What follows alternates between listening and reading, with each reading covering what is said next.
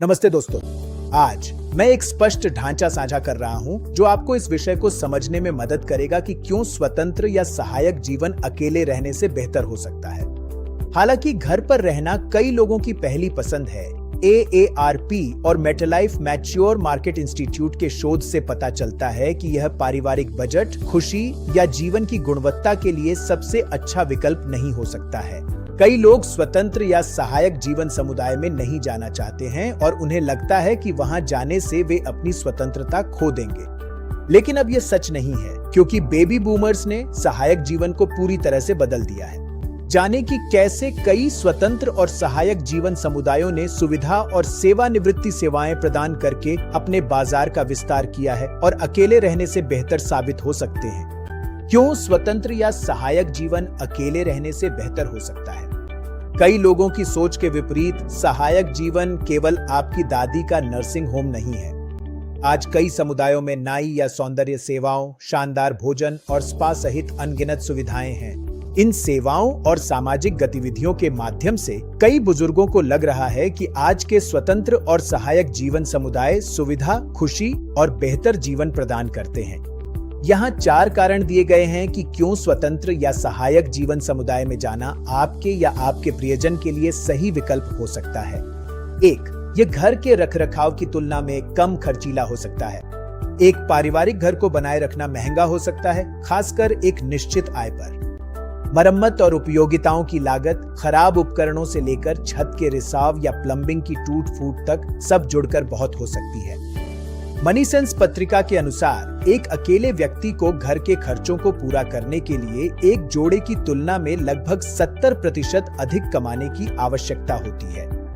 पैसे बचाने के लिए थोक में खरीदना भी आमतौर पर एक अकेले व्यक्ति के लिए काम नहीं करता है, क्योंकि खाना खराब हो जाता है। 2. व्यवहार और शिष्टाचार बना रहता है।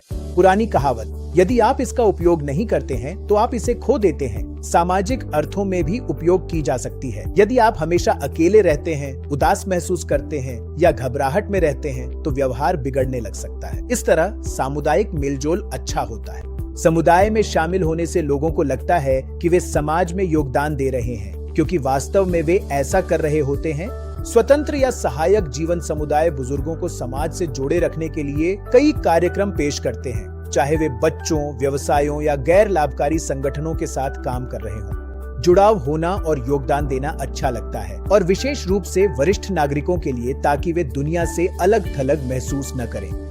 3. शारीरिक गतिविधि और मानसिक सक्रियता के अधिक अवसर मिलते हैं। सहायक जीवन समुदाय बुजुर्गों को सक्रिय रखने के लिए कई कार्यक्रम पेश करते हैं, जिनमें एरोबिक्स और बागवानी से लेकर उनकी क्षमता बढ़ाने वाले व्यायाम शामिल हैं। मजेदार संगठित समूहों में सक्रिय रहने से बुजुर्गों को गठिया के इलाज में मदद मिल सकती है, रक्त संचार बना रहता है और शरीर स्वस्थ रहता है।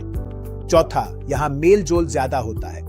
सच तो ये है कि अपने घर में अकेले रहना अपनी ही उम्र के और समान रुचियों वाले लोगों के बीच रहने की तुलना में कम सामाजिक है। जैसे जैसे उम्र बढ़ती है, लोग कम सामाजिक हो जाते हैं, क्योंकि उन्हें अब काम पर नहीं जाना पड़ता और न ही लगातार सामाजिक कार्यक्रमों की योजना बनाने की इच्छा रहती है। इंडिपेंडेंट और असिस्टेड कम्युनिटीज आपके लिए यह सारी योजनाएं खुद बनाती हैं। इंडिपेंडेंट या असिस्टेड लिविंग कम्युनिटीज ने आपके परिवार या बुजुर्ग प्रियजनों के जीवन को किस तरह बेहतर बनाया है? अपनी कहानियां और विचार नीचे कमेंट्स में हमारे साथ साझा करें। अंत तक देखने के लिए धन्यवाद। मेरा लक्ष्य इसे आपके लिए सरल बनाना था। अगर इससे मदद मिली हो तो इसे किसी ऐसे व्यक्ति को जरूर भेजें जिसे इसकी जरूरत हो सकती है। किसी भी अन्य जानकारी के लिए बेझिझक मुझसे mehra_vivek@yahoo.com पर संपर्क करें।